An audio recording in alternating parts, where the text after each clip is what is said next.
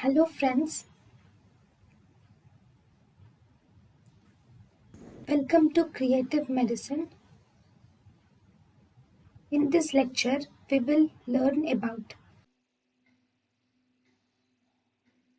So, differentiation between the restrictive lung diseases and obstructive lung diseases.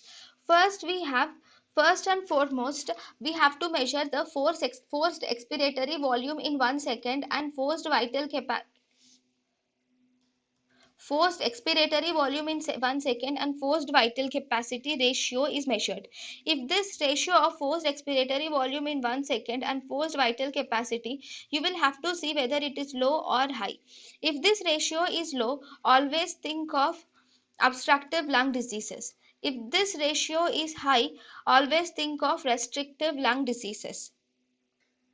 But before restrictive, if this ratio is high, it can be two things. It can be normal or it can be restrictive lung diseases.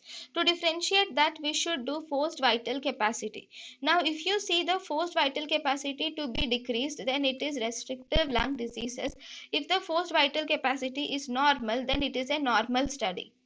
Then in obstructive lung diseases, we have two things. We have to see forced vital capacity. If forced vital capacity is low, then it is obstructive plus restrictive lung diseases. If the forced vital capacity is normal, then it is pure obstructive lung diseases. If it is a pure obstructive lung disease, then you should give beta 2 agonist inhalation.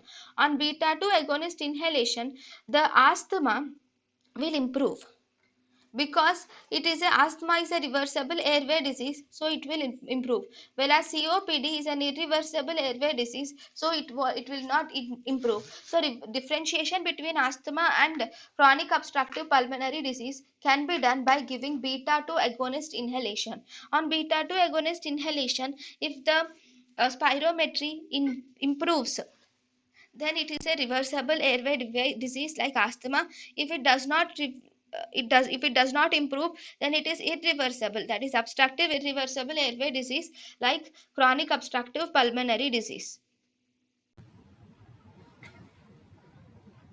thank you and thank you for watching.